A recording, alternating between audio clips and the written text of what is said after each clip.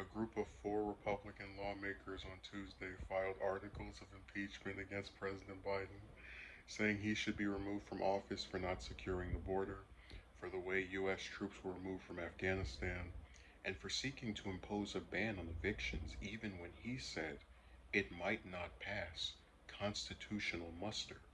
Ohio Representative Bob Gibbs is leading the effort and is joined by fellow Republican Representatives Andy Biggs, Brian Babin, and Randy Weber. I've heard of Biggs before, but not the other three people. This is the second time articles of impeachment have been introduced pertaining to Biden. Representative Marjorie Taylor Greene, Republican of Georgia, filed articles of impeachment the day after Biden was sworn into office, which was really insane, by the way. Um, Neither effort will go far in a House where Democrats hold a slim majority, but the latest effort shows how the introduction of articles of impeachment is becoming more common in today's polarized House. Former President Trump was impeached twice during his 4 year presidency but was not convicted either time by the Senate. Republicans are hoping to win back the House majority in next year's midterm, however, and Republican leaders could face pressure in such a scenario to move impeachment articles backed by some of their most conservative members. In the news articles, a copy of in the new articles, excuse me, a copy of which was shared with The Hill. The House members argued that Biden's conduct warrants impeachment and trial, removal from office, and disqualification to hold and enjoy any office of honor, trust, or profit under the United States. Gibbs also tweeted about the introduction of the articles Tuesday night. Let me read what he wrote. It's clear the president is not up to the job, that his entire administration is willing to thumb its nose at the Constitution. Though Pelosi's House will not hold POTUS accountable, it's incumbent upon House Republicans to call out his egregious violations of the oath of office. This guy. They have a little bit more stuff with Trump here, and then that's the end of the article. So this is significant for a reason that the article doesn't mention. It says, "Oh, this shows how polarizing the House is and how common it is for them to introduce articles of impeachment." But I believe, my personal theory, that the Republicans are looking at getting back the House next year, which everybody knows they are. But I think introducing multiple articles, like I think the thing with Green was just her being ridiculous and trying to get some attention off of trying to impeach someone one day after they took office. But these are an attempt at taking whatever they can look at and disagree with as pertains to their views, contrasting with Biden's, and then see if they can assign some criminal act on it.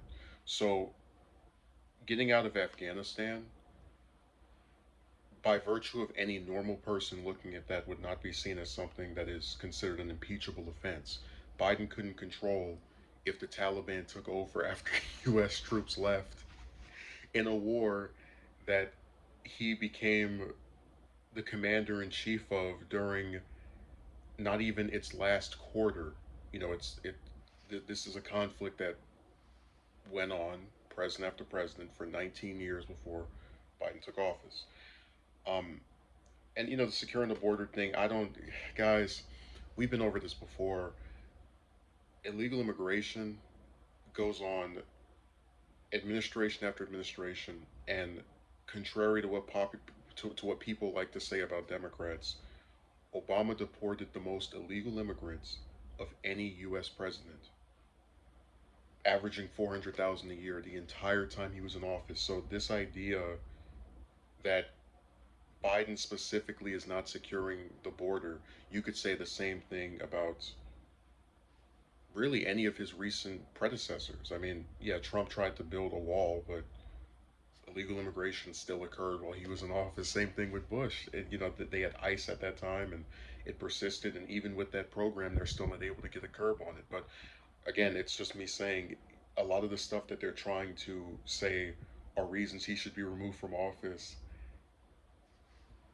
happened under other people who they didn't take these steps against. And if they did, in the case of Trump, it wasn't in reference to this. Um, then they put seeking to impose a ban on evictions even when he said it might not pass constitutional muster. I don't see how that's impeachable if he thinks it might not pass a constitutional evaluation and admits that. I don't understand how that warrants him getting removed from office.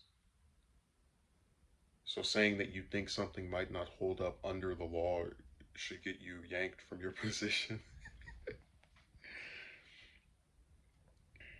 But there was something David Packman said during a call-in show where someone called in and asked him about impeachment. He said that Republicans are so angry about what happened with Trump that they'll look for anything to impeach Biden over. And when I see them going after him for three different things in this article, or rather in the articles of impeachment that they put out yesterday, I kind of agree with that because to me, as an outsider, it looks like they're throwing anything at the wall to see what sticks. So if they can't get him over securing the border, it'll be over Afghanistan. If they can't get him over that, it'll be wanting to impose a ban on evictions. And if it can't be that, it'll be, not being tough enough on China. Because, now this is political position stuff.